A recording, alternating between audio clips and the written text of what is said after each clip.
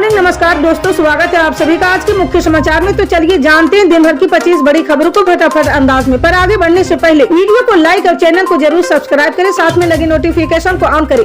चलिए video start करते हैं। आपको बता दें कि राष्ट्रीय जनता दल के वरिष्ठ नेता और बिहार के पूर्व उप मुख्यमंत्री तेजस्वी यादव ने शनिवार को जनसभा को संबोधित करते हुए कहा कि यदि आगामी लोकसभा चुनाव में इंडिया गठबंधन की सरकार बनती है तो 15 अगस्त को 1 करोड़ लोगों को सरकारी नौकरी दी जाएगी। साथ ही सभी महिलाओं को साल में 1 लाख रुपया नकद दिया जाएगा। जी हां, चौथे चरण के चुनाव के अंतिम दौर में चुनावी प्रचार में आज विकासशील इंसान पार्टी के प्रमुख मुकेश सहनी के साथ दरभंगा के सोनकी गांव पहुंचे। इस दौरान तेजस्वी यादव और मुकेश सहनी ने दरभंगा के राजद प्रत्याशी ललित यादव के पक्ष में प्रचार करते हुए नरेंद्र मोदी पर जमकर हमला बोला है। उन्होंने कहा कि मोदी जी से बड़ा झूठा प्रधानमंत्री इस दुनिया में कोई नहीं है। वे इतना झूठ बोलते कि गोबर को भी हलवा बना देते हैं। आज भी कुशेश्वर स्थान में कोई विकास नहीं हुआ। यहाँ के लोगों को बाढ़ के दिनों में कादो पानी से होकर जाना पड़ता है। जी हाँ, तेजस्वी यादव ने आगे कहा कि इसके अलावा सभी घर में 200 यूनिट बिजली फ्री के साथ गैस सिलेंडर का दाम 500 रुपये में फिक्स किया जाएगा। आपको बता दें कि दिल्ली के मुख्यमंत्री अरविंद केजरीवाल कथित शराब घोटाला मामले में जमानत पा चुके हैं। कुछ दिनों के लिए ही सही, लेकिन आम आदमी पार्टी के लिए ये एक बड़ी राहत की खबर है। जी हां, जेल से बाहर आते ही अरविंद केजरीवाल का पहला बड़ा भाषण भी हो गया। मीडिया से बात करते हुए जो तल्खी उन्होंने दिखाई वैसा पहले देखने को नहीं मिला। उनका अंदाज पुराना लेकिन तेवर और ज्यादा तीखे हो गए। जी हां, अरविंद केजरीवाल ने शनिवार को जो भाषण दिया उसमें एक बात गौर करने लायक है। हमला जरूर उनका बीजेपी पर रहा है, लेकिन इस बार वे एक अलग रणनीति के तहत अटैक कर रहे थे। ऐसा देखने को मिला कि केजरीवाल बीजेपी के अंदर ही एक अलग तरह की जंग शुरू करना चाहते थे। वे नेताओं को एक दूसरे के खिलाफ भड़का रहे थे, एक अविश्वास की दीवार खड़े करने की कोशिश कर रहे थे। जी हां, अपने भाषण के जरिए दिल्ली सीएम ने यूपी के मुख्यमंत्री योगी आदित्यनाथ को अपने निशाने पर लिया है। अमित शाह पर तंज कसा है और फिर पीएम मोदी को लेकर भी बड़े दावे कर दिए हैं। जी हां, सीएम केजरीवाल ने कहा कि मैं भाजपा से पूछता हूं कि आपका पीएम कौन होगा।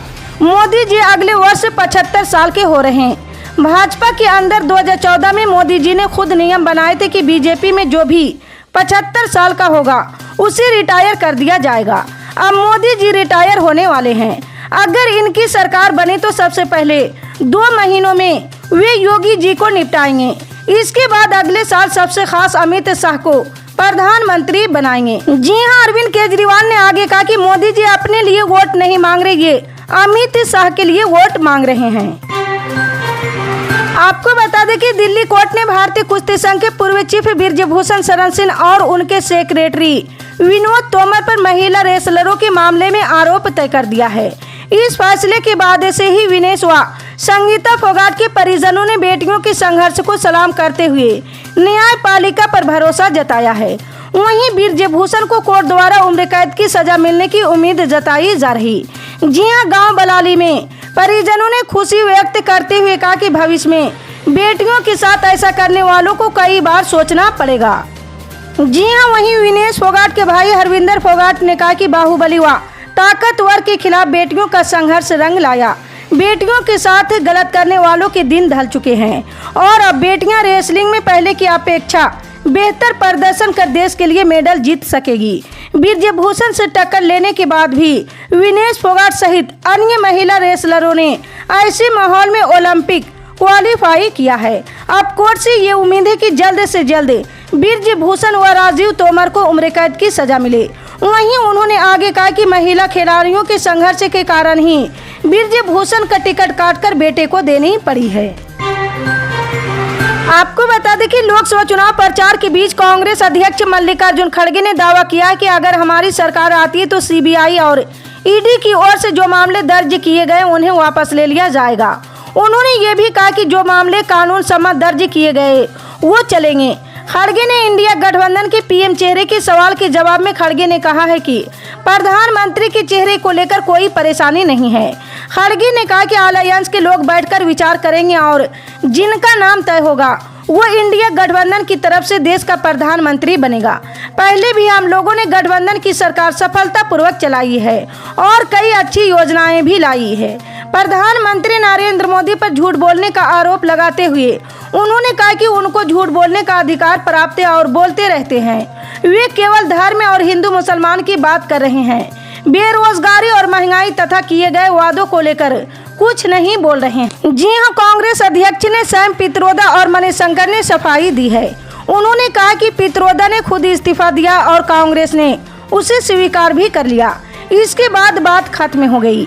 वहीं मणिशंकर अय्यर के बयान पर उन्होंने कहा कि बीजेपी का काम ही पुराने बयानों को हवा देना है। वे सभी बयानों को तोड़ मरोड़ कर ही पेश करती रहती है। आपको बता दें कि लोकसभा चुनाव में अयोध्या, मथुरा और काशी के बाद अब पीओके की भी एंट्री हो गई है। जी हां, केंद्रीय गृह मंत्री अमित शाह ने तेलंगाना में एक रैली को संबोधित करते हुए बड़ा बयान दिया है। शाह ने कहा कि जब प्रधानमंत्री नरेंद्र मोदी के नेतृत्व में एनडीए की सरकार एक बार फिर सत्ता में आएगी तो हम पीओके को वापस छीन लेंगे। जी हां, 13 मई को लोकसभा चुनाव के चौथे चरण में तेलंगाना में वोट डाले जाएंगे। जी हां, वहीं असम के सीएम हेमंत बिस्वा शर्मा ने बिहार के बेगूसराय में पीओके पर अमित शाह की बात को दोहराया है। उन्होंने कहा कि अब की बार अगर भारत की जनता नरेंद्र मोदी को 400 सीटों के साथ प्रधानमंत्री बनाती है तो पाक अधिकृत कश्मीर भी हमारा होगा। इसके साथ ही अयोध्या में राम मंदिर की तरह मथुरा और काशी का भी विकास किया जाएगा। आपको बता दें कि हरियाणा की 10 लोकसभा सीटों के लिए 25 मई को वोट डाले जाएंगे। यहाँ की सियासत लगातार रंग बदल रही है। कभी सत्ता पक्ष हावी होता दिखाई देता है तो कभी विपक्ष। हरियाणा में बीजेपी के सामने सभी 10 सीटों पर अपनी जीत का रिकॉर्ड बरकरार रखने की चुनौती है तो विपक्ष यहाँ अपना खाता खोलने के लिए हर संभव कोशिश कर रहा। इसी तरह हरियाणा की गुरुग्राम लोकसभा सीट पर चुनावी मुकाबला बेहद दिलचस्प हो गया है। जी हां, गुड़गांव लोकसभा सीट पर भारतीय जनता पार्टी बीजेपी ने वर्तमान सांसद राव इंद्रजीत सिंह को फिर से मैदान में उतारा है। उनके सामने कांग्रेस के टिकट पर फिल्म अभिनेता राज बब्बर और जननायक जनता पार्टी जेजेपी से राहुल यादव, फाजिल पुरिया ताल ठोक रहे हैं। जी हां, गुरुग्राम लोकसभा सीट पर वर्तमान में कुल 23 प्रत्याशी मैदान में हैं। आपको बता दें कि लोकसभा चुनाव के नजदीक आते ही सभी पार्टियों के नेताओं ने प्रचार प्रसार में अपनी जान झोंक दी है। जैसे जैसे हरियाणा का चुनाव नजदीक आ रहा, वहां के प्रत्याशी अपने अपने क्षेत्र में जनसंपर्क अभियान कर रहे हैं। इस बीच सिरसा से कांग्रेस प्रत्याशी कुमारी शैलजा फतेहाबाद के गांव जंडाली में एक जनसंपर्क अभियान करने पहुंची। यहां कुमारी शैलजा ने ग्रामीणों से वोट की अपील की है।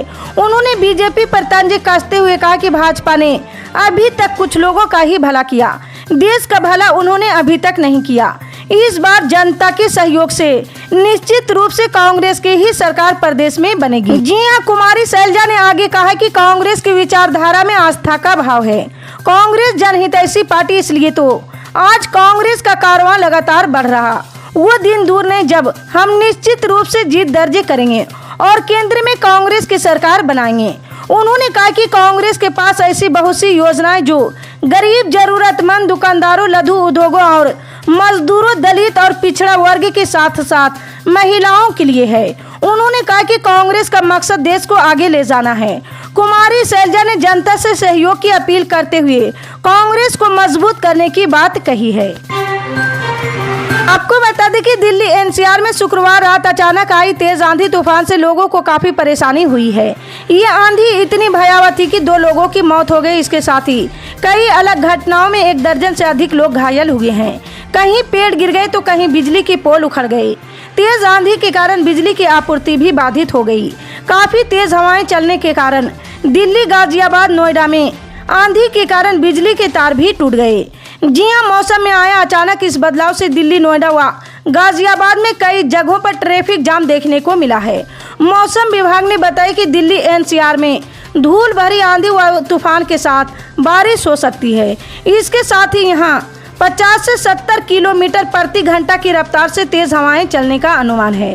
जी हां, Indirapuram Hindon air force station, Ghaziabad, Noida, Loni, Chhaprola, greater Noida, Dadri आदि में हल्की बारिश और बूंदाबूंदी भी हो सकती है। इसी तरह की पल पल की अपडेट जानने के लिए जुड़े रहे हमारे MSP न्यूज के साथ। मिलते हैं अगली बड़ी खबर में, तब तक के लिए जय हिंद।